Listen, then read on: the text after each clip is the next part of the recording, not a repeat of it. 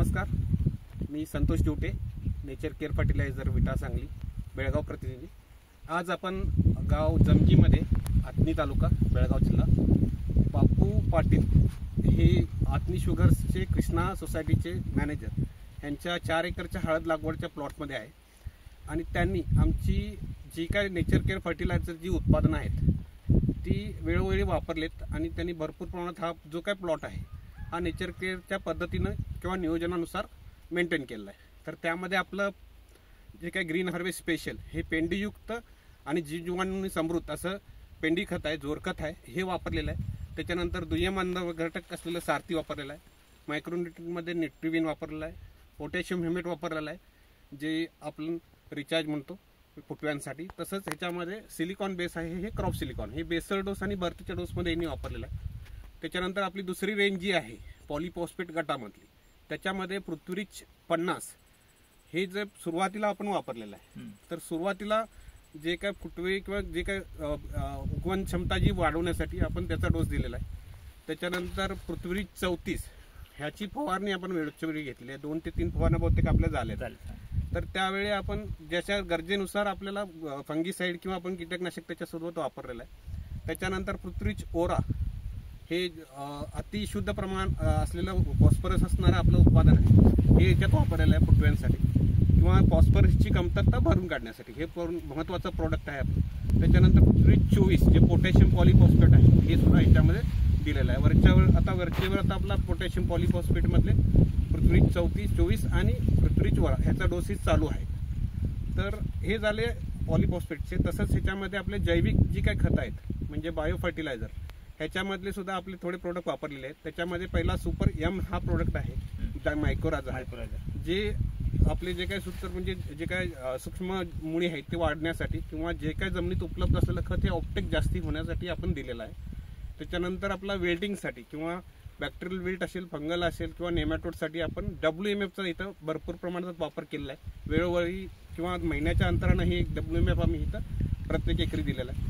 त्याच्यानंतर जे काय आपलं ग्रबगार्ड हे उत्पादन दिलेलं आहे जे हुमणीसाठी आहे, हुमणीच्या नियोजनासाठी दिलेलं आहे। तर अशी जैविक रेंज सुद्धा दिलेलं आहे। त्याच्यात महत्त्वाचं सगळ्यात प्रोडक्ट आपलं सॉइल फॉर शुअर जे स्ट्रेस फॉर्म्युला आहे, जे एक बायो कन्सोरेश आहे, जीवजीवाणूंनी समृद्ध असं खत आहे, हे सुद्धा एप्री आम्ही दिलेलं आहे। तर हे एवढं नेचर केअरच्या पद्धतीनं वापरलेलं आणि पूर्णपणे मेंटेन केलेला प्लॉट आहे। तर ह्याच्याबद्दल जे काय प्रतिक्रिया आहे बापू पाटील साहेबांची ते आम्ही त्यांच्याच तोंडून ऐकूया। बापू पाटील साहेब नमस्कार। मी सुरुवातीला जे काही बियाणं निवडल्यापासून मी संतोष सरांचा संपर्क साधून पूर्णपणे नेचर केअरच्या माध्यमातून प्लॉट करायचं हे निश्चित केलं होतं।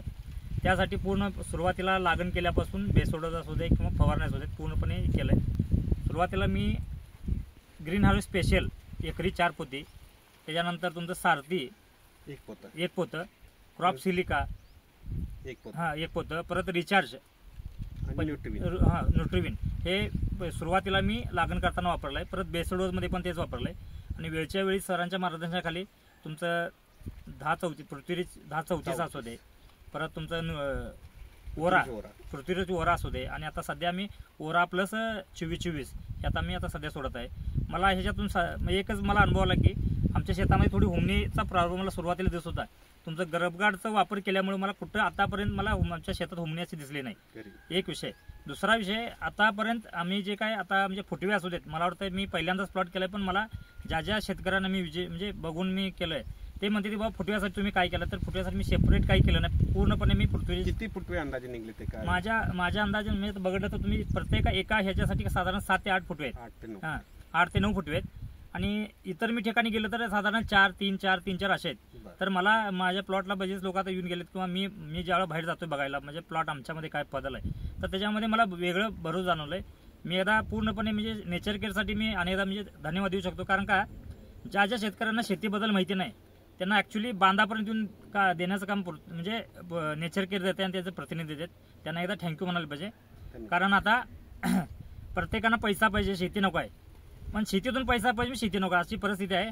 आणि जर ह्याच अशा मार्गदर्शनाखाली जर सगळ्यांनी मिळून जर शेती केली तर त्यांचं मला वाटतं एक वाक्य आहे, माती सॉइल सेव माती जगवा माती वाचवा हा देश वाचवा. हा माती वाचवा देश वाचवा. तर अशा पद्धतीने नियोजन करून जर शेती केली तर हे खरोखर ते म्हणजे सार्थक होणार आहे एवढं सांगतो. आणि मला वाटतं मी भविष्यामध्ये आता सध्या जो 4 एकरचा आहे भविष्यामध्ये येणाऱ्यामध्ये मी याचा 2 पट करण्याचा प्रयत्न करतो.